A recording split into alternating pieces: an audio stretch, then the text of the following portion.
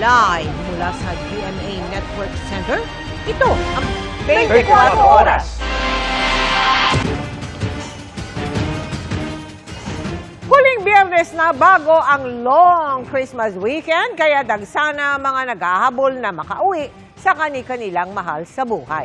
Sisilipin natin ang sitwasyon sa mga istasyon ng bus, pati na ang lagay sa airport at pantalan. Yun din ang lagay ng trapiko sa ilang pangunahing kalsada, pati expressways papasok at palabas ng Metro Manila. Sisilipin din natin ang mga umahabol sa Christmas shopping sa Divisoria at panghanda sa Noche Buena. Magandang gabi po, Luzon, Visayas at Mindanao. Parang dominong umabot sa mga bus terminal ang kalbaryo ng mga biyaherong naghahabol sa Christmas weekend. Matapos suungin ng mabigat na trapiko sa mga kalsada, pag-aabang naman ng mga masasakyan ang kanilang tinitiis. Unahin na natin ang ilang nasa magkakatabing provincial bus terminal sa EDSA. Nakatutok live si Chino Gaston. Chino! Emil, Atom at Mel, tuloy ang pagdating ng mga pasahero dito sa mga bus terminals sa kahabaan ng EDSA sa Quezon City para humabol sa Christmas weekend. Hindi ininda ng mga pasaherong ito ang ambon habang naghihintay na makasakay ng bus pa Visayas sa isang terminal sa Quezon City.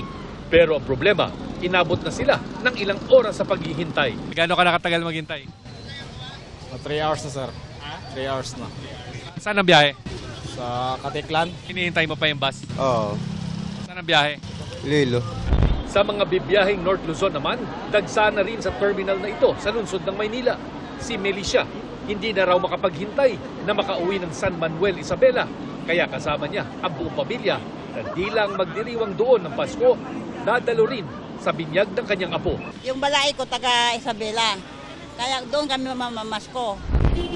Para mapabilis ang biyahe ng mga bus, simula mamayang alas 10 ng gabi hanggang madaling araw ng January 2, pwede nang pumasok sa EDSA at C5 hanggang Cubao ang mga provincial bus galing Norte at hanggang PITX naman ang mga galing South.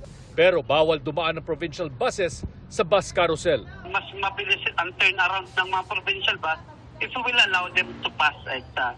Pero hindi sila pwede magsakay at magbaba because it will cause obstruction din.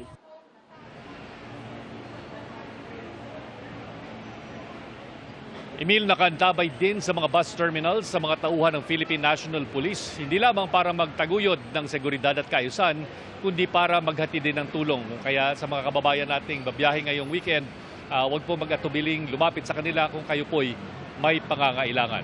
Emil. Maraming salamat, Chino Gaston.